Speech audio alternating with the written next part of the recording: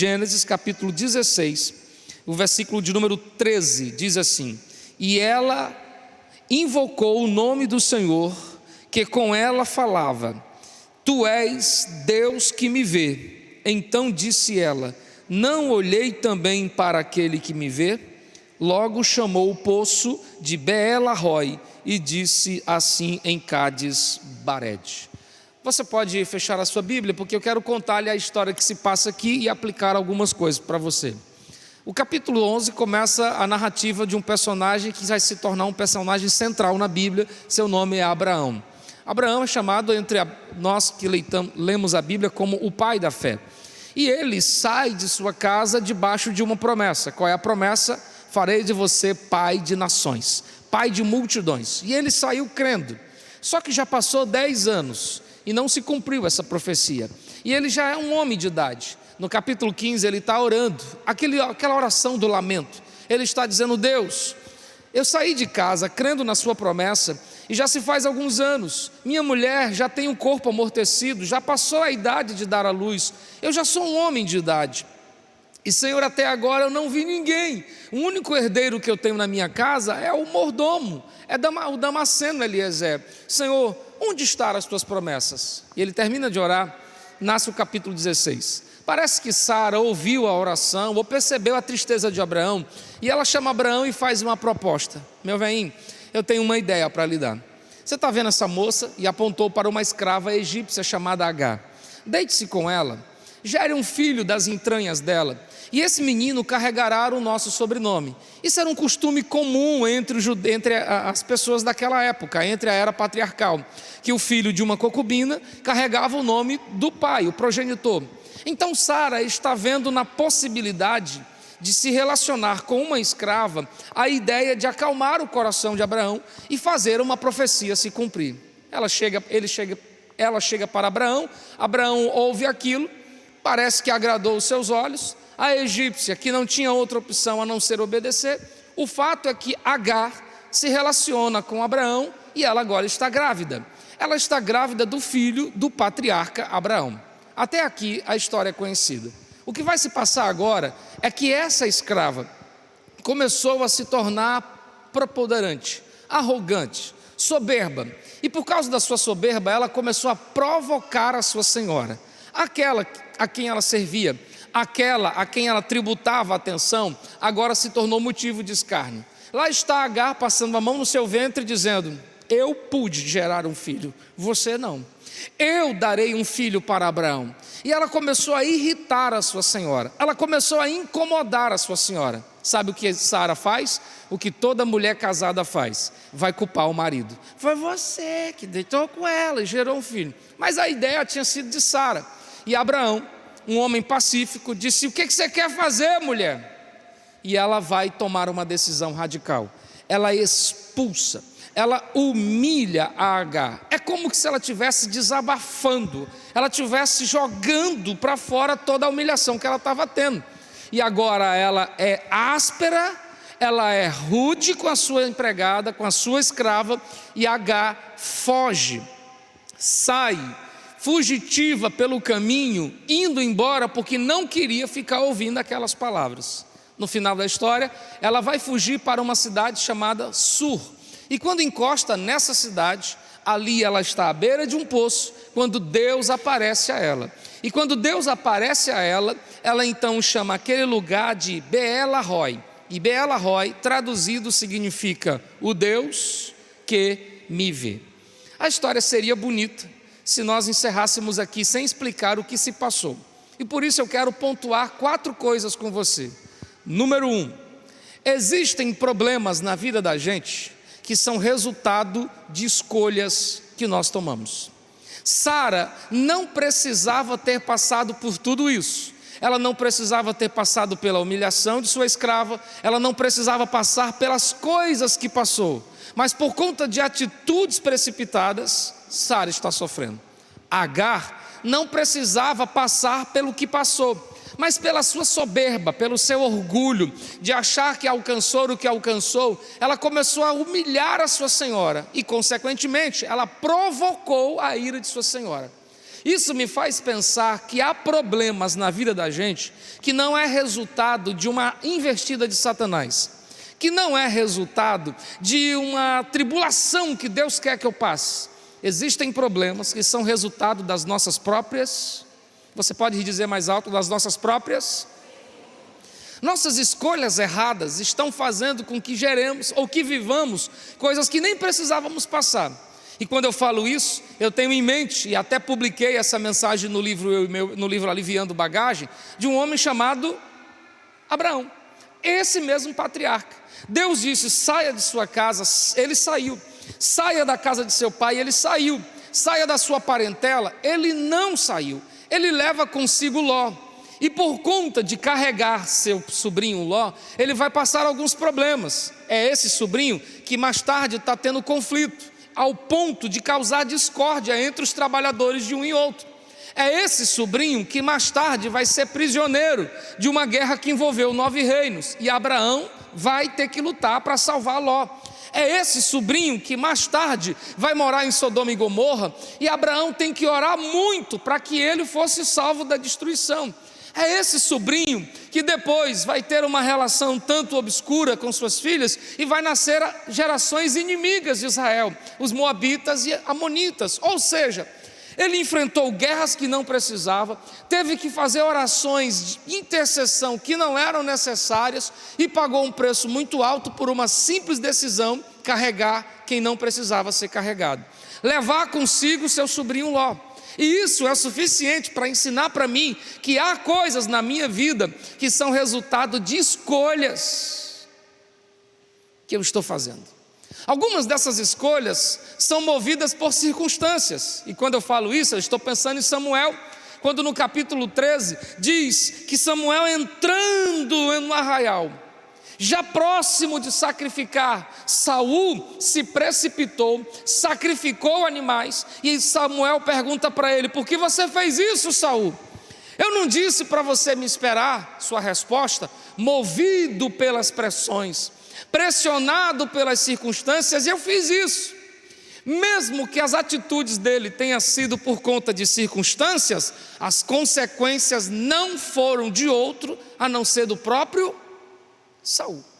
Ou seja, se você toma decisões porque os outros te pressionaram, não esqueça, as consequências nunca serão dos outros, elas sempre serão sua.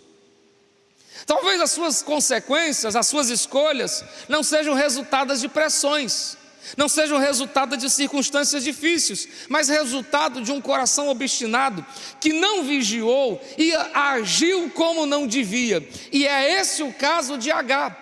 Ela não percebeu que só está naquela situação porque sua senhora lhe permitiu isso, e ela agora se levanta contra quem lhe ajudou. Me parece a foto 3x4 do Brasil, da geração de crentes brasileiros, que nós alcançamos tanta coisa do Senhor e depois empinamos o nariz e engrossamos o cangote contra o próprio Senhor. Como assim, pastor? Você pede um filho, Deus te dá um filho, e agora, por causa do filho, você não tem mais tempo para buscar a Deus. Você não tinha emprego, pediu emprego, Deus te deu um emprego, e por causa do emprego, você não vem mais para a igreja. E aí, se Deus resolvesse tirar seu emprego, tirar seu filho, você ia ficar como? Então perceba que o problema não é o emprego nem um filho. O problema é porque você não está sabendo lidar com as suas vitórias, com as suas conquistas, com as suas honras. E Agar não estava sabendo lidar com isso. E agora ela está soberba, ela está orgulhosa porque carrega no ventre um menino, e ela está feliz, humilhando sua senhora, e por conta disso, ela agora está ouvindo o que não queria. Ela está vivendo a perseguição também de sua senhora. O resultado disso, ela foge. Por que será que as pessoas que humilham, quando são humilhadas, a sua primeira atitude é tentar fugir? Elas não sabem ouvir, mas elas gostam de falar. E agora que ela está ouvindo o que não queria, ela foge. E ela foge para onde? Ela foge para um lugar chamado Sur. Sur é um território conhecido como o limite. A palavra sul pode ser entendida como essa: ela fugiu para o limite E isso é interessante para dizer para mim que quando nós estamos fugindo, nós fugimos até o nosso limite. Eu te pergunto, qual é o seu limite? Aonde está o limite dessa situação que você está enfrentando? Pastor, há anos eu carrego problemas, sensações de culpas, de escolhas que eu fiz. Há anos que eu carrego dores dentro de mim, que são resultado de algumas coisas que eu decidi, e eu estou no meu limite. Eu não estou mais aguentando caminhar com isso. É isso que se passa com H. Ela fugiu até o seu limite. É interessante que Paulo escreve a carta de Coríntios e ele diz assim: Deus não nos prova além de nossas forças. Em outras palavras, Ele não nos deixa ir além do que somos capazes de suportar. Mas o mesmo Paulo que diz isso, escreve na segunda carta, no capítulo 1, dizendo: e eu passei por uma aflição maior do que eu podia suportar, ao ponto de quase me desesperar. O mesmo que disse que Deus não nos prova além das nossas forças, está dizendo que ele já não podia mais suportar. Esse é o limite de Paulo. Paulo está dizendo: Deus, eu não aguento mais. Talvez você tenha dito isso hoje: Senhor, essa situação é muito ruim, eu não estou mais aguentando conviver com isso, eu não aguento mais suportar isso. O limite é um negócio sério. Josafá chegou no seu limite quando ele olhou por todos os lados e viu uma multidão vindo contra ele, e chegado no seu limite, ele ora uma oração simples, porém verdadeira, dizendo: Deus, os inimigos são grandes, as batalhas são maiores do que eu posso suportar, em mim não há força. Mas olha o final: mas os meus olhos estão postos em ti. Você está no seu limite? H estava. E quando H chegou no seu limite, quem apareceu para ela? O próprio Deus. Porque Deus só aparece quando você chega no seu... Diga para quem está do seu lado: Ele virá no seu limite. Foi isso que aconteceu na passagem do Mar Vermelho. O povo está caminhando, as montanhas do lado direito e da esquerda, atrás Faraó e os seus cavaleiros, e o povo fugindo pelo caminho do mar. E quando eles estão à beira do mar, eles começam a orar, e Moisés diz: meu Deus! E a resposta do Senhor: por que você está clamando? Diga ao povo que marche. Mas marchar para onde? Colinas, montanhas, inimigos, o mar. E caminharam, e a Bíblia diz que já no limite, quando eles estavam já sem mais o que fazer, o mar se abriu. Porque o mar só se abre quando você chega ao limite das suas forças. Deus só se apresenta quando você chega ao seu limite. Só que o seu limite será definido pela sua capacidade de admitir: Deus, eu não aguento mais, eu me rendo. É o que Agar está dizendo. Ela caminhou para Sur, Deus apareceu para ela.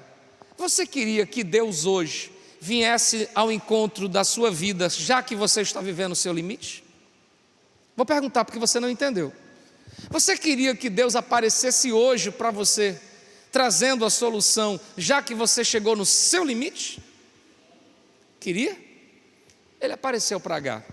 E quando ele apareceu para Agar, ela disse: Bela Roy, eu vejo o Deus que me vê. Deus me ver traz para mim dois sentimentos. Número um, Ele sabe as minhas dores, sabe os meus conflitos, sabe onde está me incomodando. Oh, glória a Deus! Mas Ele também sabe os meus pecados, minhas imperfeições. Porque o Deus que me vê a minha necessidade, mas também vê a minha realidade. Então, quando eu digo para você: Deus está te vendo, isso é tanto confortável como confrontável. Deus conhece você, oh glória, Ele sabe o que eu estou passando, mas Ele também sabe o que você está fazendo. E quando Ele apareceu para Agar, Ele fez uma pergunta: de onde você vem? Para onde você vai? Agar, como todos nós faríamos: estou fugindo de minha senhora, ela é arrogante e prepotente, está vendo? Eu dei um filho para o marido dela, e ela agora está fazendo isso. Ela não está admitindo seu erro. ela só está culpando os outros. Você está assim? É porque o meu marido, é porque o meu filho, é porque o meu trabalho, é porque essa cidade, é porque...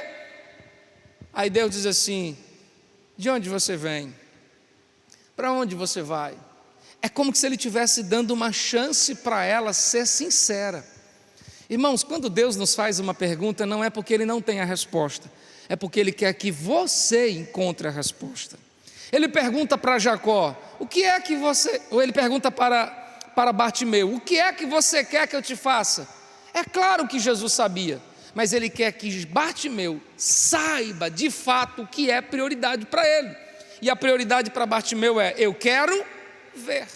Salomão está orando e ele acabou de pedir algo, e o Senhor diz: o que é que você quer que eu te dê? Deus já sabia o que Salomão queria, mas Salomão ouve essa pergunta para que Salomão diga para Deus, e à medida que ele diz para Deus, Salomão está dizendo para ele mesmo o que é prioridade para ele. Se o Senhor pergunta para você o que é que você quer, Ele quer que você descubra a própria resposta do que você busca, pensando o que é prioridade.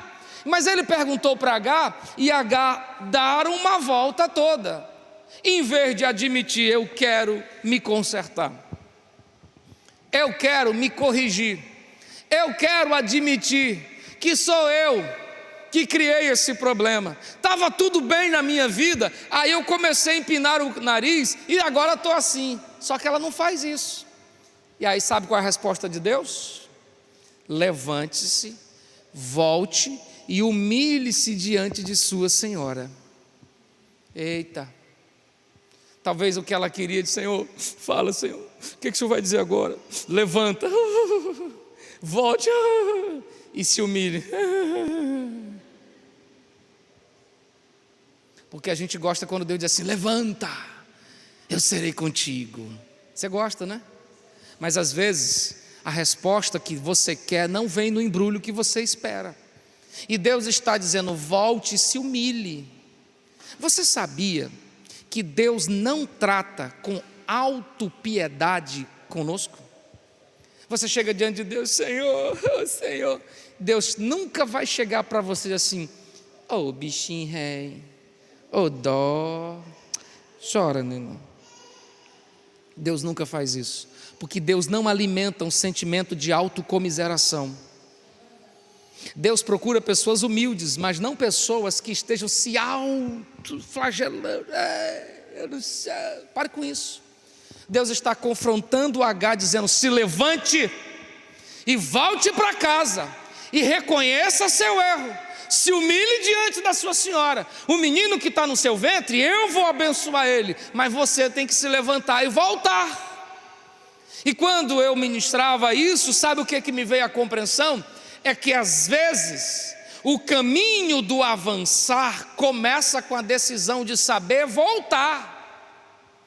As coisas na Bíblia são um tanto contraditórias. Na Bíblia os últimos serão os primeiros, os fracos é que são fortes, o menor é que é maior, o que serve é que é grande. E às vezes o caminho para frente é preciso ser um caminho de volta para casa, de volta para os seus senhores, de volta para o seu relacionamento, de volta. Aprender a voltar era o caminho que faria Agar e o seu filho avançar. Não, para lá eu não volto, para lá jamais eu volto. E se você ficar assim, você nunca vai avançar. Há muitos anos atrás, o Kainan tinha, acho que ele tinha 9, 10 anos, eu não recordo. E ele, sanguíneo igual a mãe, um dia zangado com algumas coisas, assim: eu vou-se embora dessa casa, a gente não pode fazer nada. E sabe o que foi que eu disse para ele? Vá. Nós morávamos no prédio da antiga igreja, na casa pastoral, quando tinha lá. Pois vá, meu filho. E ele pegou a mochilinha dele: vou-se embora, vou-se embora. Vá, meu filho. Ele desceu a escadinha com a mochila nas costas, eu e a mãe dele ficamos no quarto. Isso era depois do almoço, 12 horas, 1 hora. E ele desceu talvez olhando para trás, a gente nem ligou.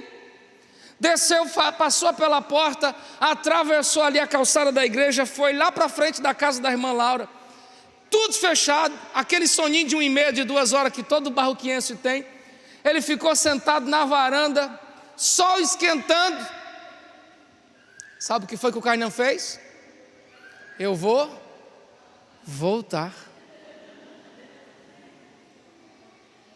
Voltou com a mochilinha, subiu a escada.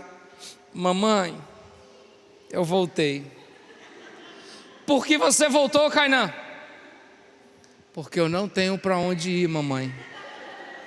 Você está achando graça? Mas no mundo espiritual é assim. Você quer sair da presença de Deus, você quer viver sua vida, você quer sair debaixo dos conselhos, você quer viver sua vida, e você sabe o que é que Deus diz? Vá. Quando o filho pródigo quis sair de casa, o que é que o pai disse? Você quer ir? Está aqui a parte da sua herança, vá. Ele sabia que ele ia quebrar a cara, que ele ia sofrer, tanto é que ele preparou para receber ele de volta, mas o pai não prendeu. Vá. E agora, a duras penas, o Kainan volta e descobre, e as suas palavras me parecem as palavras de Pedro, quando Pedro volta e diz assim: para onde eu irei, se só tu tens as palavras de vida eterna? Irmão, para onde você acha que vai? Aonde você acha que vai chegar? Aonde você acha que você vai? Você pode caminhar 1 tanto, 2 tanto, mas uma hora você vai descobrir a duras penas que viver longe do Pai não vale a pena. Por isso o caminho da sua conquista, do avançar, é aprender a voltar. Volte para Deus. Volte para o quarto da oração, onde você falava com Ele. Volte para a vida espiritual que você tinha. Volte para o convívio dos seus. Volte para a sua igreja. Volte para a sua casa. Volte para o lugar de onde você nunca devia ter saído. Agar agora ouviu, guardou, voltou para casa. E o que poderia ser o fim trágico de uma mulher que morre à beira do poço, é uma história onde ela vai contar para sempre para o seu filho, dizendo: Beela Roy, eu vi o Deus que me vê. Que você conte histórias, admitindo erros, falhas e descobrindo em Deus como superá-los. Eu quero orar por você, mas eu vou lhe fazer uma pergunta: para onde você tem que voltar?